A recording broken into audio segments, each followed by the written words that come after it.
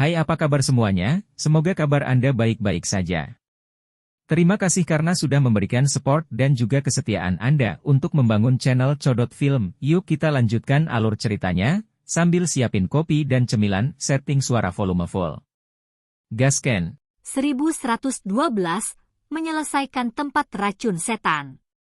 Tubuh Xiao Yan kaku sesaat sebelum diselimuti oleh api yang lebih padat dan lebih bernafsu. Dia mengambil kesempatan yang diberikan oleh tubuh kaku Sun Er untuk memaksa lidahnya masuk. Dia seperti bandit yang menjarah dengan sembrono. Sun Er juga terkejut dengan keberanian Xiao Yan hingga pikirannya menjadi lebih kabur. Hanya setelah Xiao Yan menerobos masuk, dia secara refleks mulai berjuang. Namun, saat ini dia tampak sangat lemah. Kekuatannya yang menakutkan, di mana pukulannya bisa menembus ruang itu sendiri, sepertinya telah benar-benar menghilang pada saat ini. Api nafsu membakar di dalam dada Xiao Yan. Tangannya yang berkeliaran di sekitar pinggang Sun Er naik tanpa sadar. Sesaat kemudian, akhirnya menyentuh kelembutan yang menyebabkan seseorang menahan perhatiannya. Sentuhan lembut itu seperti percikan yang menyalakan sekering bahan peledak. Tangan Xiao Yan diam-diam membuka pakaian hijaunya, memperlihatkan kulitnya yang seperti salju. Batuk, Nona muda, aku yang dulu punya sesuatu untuk dibicarakan denganmu. Batuk tua yang kering tiba-tiba terdengar di luar pintu tepat ketika Xiao Yan akan secara bertahap mengupas segala sesuatu dari orang yang ada di pelukannya. Suara tua itu dengan jelas ditransmisikan ke dalam ruangan. Suara tua ini berisi duki yang kuat yang sepertinya meledak di samping telinga Xiao Yan dan Sun Er, tiba-tiba membangunkan mereka berdua dari keadaan tersesat dalam gairah. Setelah memulihkan kepalanya yang jernih, Sun Er melihat postur yang sangat intim dari mereka berdua dan pakaian yang sudah setengah lepas darinya, memperlihatkan kulit seputih salju di bawahnya. Wajahnya segera berubah menjadi merah sehingga tampak seolah-olah darah akan menetes darinya. Sepasang mata gelap menatap dengan marah pada Xiao Yan karena rasa malunya. Dia mengulurkan tangannya dan menarik selimut, membungkusnya erat-erat di sekitar tubuhnya saat dia melakukannya. Xiao Yan juga memulihkan pikirannya saat ini. Dia tanpa daya merentangkan tangannya saat dia melihat kemarahan Sun Er yang memalukan. Setelah itu, dia dengan canggung berkata, Itu bukan salahku, tidak, Xiao Yan mencoba membela diri sebelum akhirnya menundukkan kepalanya, putus asa. Dia tidak menyangka pengendalian dirinya menjadi seburuk ini di depan Sun Er. Wajah cantik dan mempesona Sun Er tanpa sadar mengungkapkan senyuman saat melihat Xiao Yan yang putus asa menundukkan kepalanya.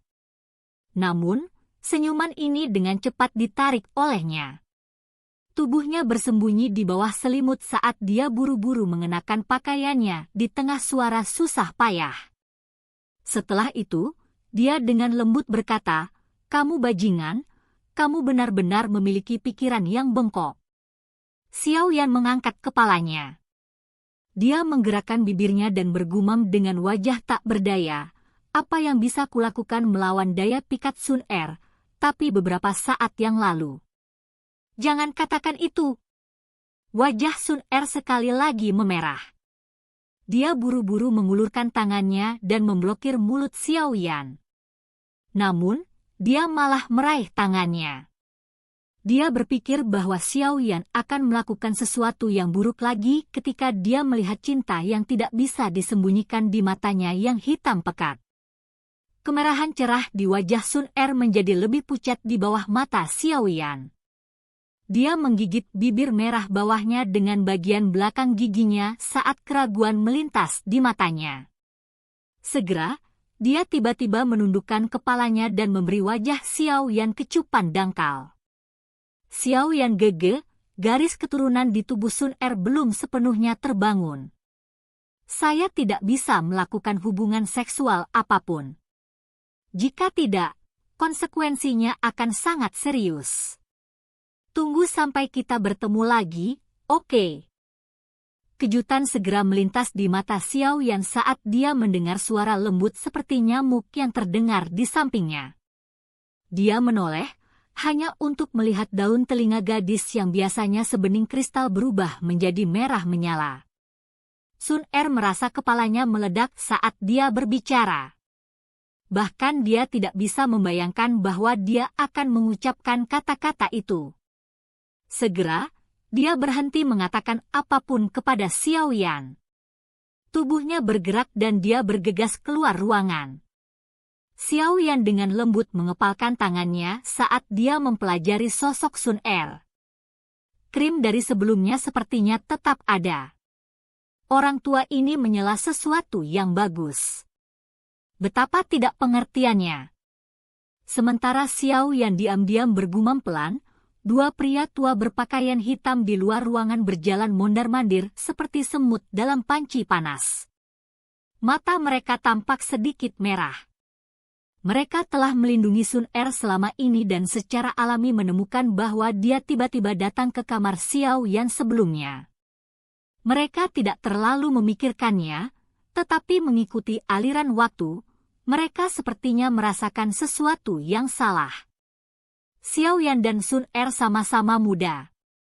Sekarang setelah mereka bersatu kembali, mereka seperti kayu kering dan nyala api yang kuat, menyala saat bersentuhan. Jika mereka adalah pria dan wanita biasa, tidak masalah jika mereka tersulut. Mereka berdua pasti tidak akan melakukan sesuatu yang tidak pengertian ini. Namun, Sun Er bukanlah wanita biasa. Dia adalah orang dengan garis keturunan paling sempurna di klan Gu dalam 1000 tahun terakhir. Jika dia menyerahkan tubuhnya kepada Xiao Yan hari ini, Xiao Yan pasti akan dikejar ke ujung dunia oleh klan Gu yang marah. Pada saat itu, mereka berdua juga akan menghadapi pelanggaran karena tidak melindungi Sun Er dengan benar. Nasib mereka tidak akan lebih baik dari nasib Xiao Yan. Semua ini karena Sun Er benar-benar terlalu penting bagi klan Gu. Keduanya terus berjalan mondar-mandir di depan pintu masuk. Sesaat kemudian, mereka tiba-tiba terhenti. Mata mereka saling memandang dan melihat mata merah dari pihak lain. Akhirnya, mereka mengangguk. Mereka tiba-tiba membalikkan tubuh mereka dan dengan paksa mendorong pintu. Berderak. Tangan mereka hendak menyentuh pintu ketika pintu tiba-tiba terbuka. Sosok Sun Er muncul di depan mereka berdua. Nona muda.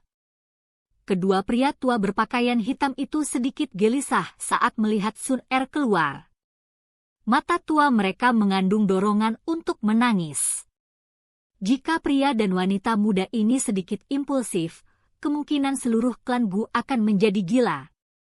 Melihat penampilan keduanya, wajah Sun Er, dengan paksa mempertahankan tampilan yang dingin dan acuh tak acuh, tanpa sadar sedikit memerah. Namun, suaranya tampak sangat tenang, "Lin tua, apa yang kalian berdua lakukan?" Sudut mulut pria tua berambut putih itu sedikit bergerak-gerak. Dia segera bertanya dengan suara terbata-bata. Nona muda, kamu dan Xiao Yan tidak melakukan apa-apa, kan? Omong kosong apa yang kalian berdua pikirkan? Kemerahan cerah sekali lagi melonjak ke wajah Sun Er setelah ditanya secara langsung. Dia dengan kejam menatap mereka berdua sambil merasa bersalah. Setelah itu, dia mendorong mereka berdua ke samping dan bergegas kembali ke kamarnya. Kedua pria tua berpakaian hitam itu akhirnya menghela nafas lega setelah mendengar kata-katanya. Sepertinya tidak ada perubahan apapun pada aura nona muda. Sepertinya dia tidak melakukan itu. Pria tua berpakaian putih mengamati Sun Er dari kejauhan. Dia mengusap keringat dingin dari dahinya dan berbicara. Itu karena kami berdua datang tepat waktu. Mengingat karakter nona muda, akankah telinganya menjadi sangat merah jika tidak ada yang terjadi? Untungnya, mereka tidak mencapai tahap itu.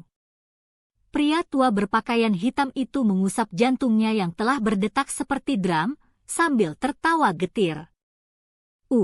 Untungnya, jika itu benar-benar mencapai titik itu, kita berdua akan menjadi orang berdosa dari klan Gu. Pria tua berambut putih itu menghela nafas. Bahkan dengan ketenangan para tetua berpakaian hitam, beberapa jantung berdebar tanpa sadar melonjak ketika mereka memikirkan pentingnya Sun Er bagi klan Gu. Mereka segera melirik kamar Xiao Yan dengan tatapan ganas. Setelah itu, tubuh mereka berdua bergerak dan perlahan menghilang dari depan ruangan.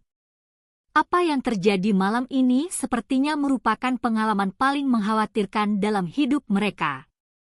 Di dalam ruangan, Xiao Yan memeluk selimut yang telah membungkus Sun Er tadi.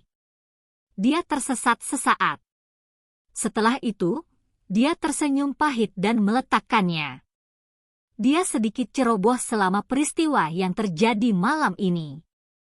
Setelah mendengar apa yang dikatakan Sun Er, jelas bahwa dia tidak dapat melakukan hubungan apapun saat ini.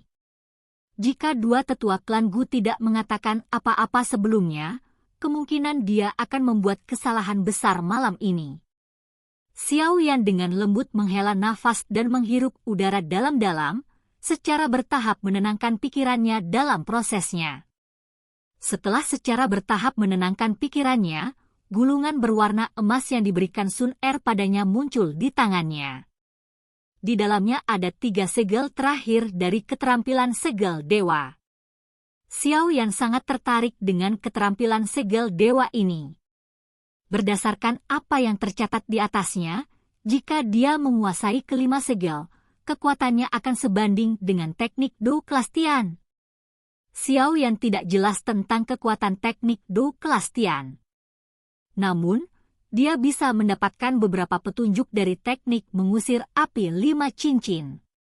Dengan bantuan teknik Dou ini, dia telah menggunakan kekuatannya sendiri untuk mengalahkan Tian Shi dan Bing Xuan, trio ahli dari lembah sungai es. Hasil pertempuran itu memang luar biasa. Xiao Yan memegang gulungan berwarna emas itu dan memainkannya sedikit. Setelah merenung, dia tidak segera mempraktikannya. Sebagai gantinya, dia mengembalikannya ke cincin penyimpanannya. Setelah percakapannya dengan Sun Er, Xiao Yan mendapatkan pemahaman yang lebih lengkap tentang pentingnya kekuatan. Teknik Dou bisa dipraktekkan kapan saja. Meningkatkan kekuatan saya adalah hal yang paling penting. Ekspresi Xiao Yan berangsur-angsur berubah menjadi serius. Tangannya tiba-tiba menarik pakaiannya, memperlihatkan pusaran berwarna hitam dari Demon Poison Spot. Di masa lalu, dia takut peningkatan kekuatannya yang cepat akan mengakibatkan fondasinya menjadi tidak stabil. Namun, setelah menggunakan Skyfire Tree Mysterious Chae, Xiao Yan memperoleh kendali atas kekuatan energi pada level yang lebih tinggi. Oleh karena itu, sudah waktunya untuk sepenuhnya menyelesaikan tempat racun iblis ini. Dengan kekuatan Xiao Yan saat ini, tidak lagi sulit baginya untuk sepenuhnya menyempurnakan tempat racun setan. Dengan kapasitas tubuh Xiao Yan, itu harus memungkinkan untuk sepenuhnya menyerap sejumlah besar Dou Qi murni yang terkandung di dalamnya. Dengan kata lain, menyelesaikan tempat racun iblis yang telah mengganggu Xiao Yan selama bertahun-tahun ini adalah masalah tentu saja. Hehe, Shi Beiyan, sekarang aku akan begitu saja menerima hadiah besar yang kau berikan padaku saat itu. Tangan Xiao Yan dengan lembut mengusap Demon Poison Spot di dadanya. Senyuman dingin muncul di sudut mulutnya. Dia dengan cepat menyilangkan kaki dan duduk. Dengan perubahan segel yang dibentuk oleh tangannya, api hijau giok di dalam tubuhnya dengan marah mulai menyala. Setelah itu dengan liar menyerbu ke lokasi tempat racun iblis. Bagian dalam tempat racun iblis berisi semua Dou Qi dari Shi Beiyan. Saat itu, Shi Beiyan telah menjadi bintang 2 hingga 3 Dou Zong tidak peduli bagaimana orang mengatakannya. Meskipun tempat racun iblis saat ini tidak lagi lengkap, kekuatan Xiao Yan pasti akan melonjak jika dia berhasil memperbaiki semuanya. Situasi ini adalah sesuatu yang Xiao Yan senang lihat. Saat ini dia membutuhkan kekuatan yang cukup. Tanpa kekuatan, semuanya hanyalah rencana yang tidak realistis dan omong kosong. Silahkan pergi ke. Oke guys, jangan lupa like, comment, share, and subscribe di channel Codot Film. See you next video, peace out and bye-bye.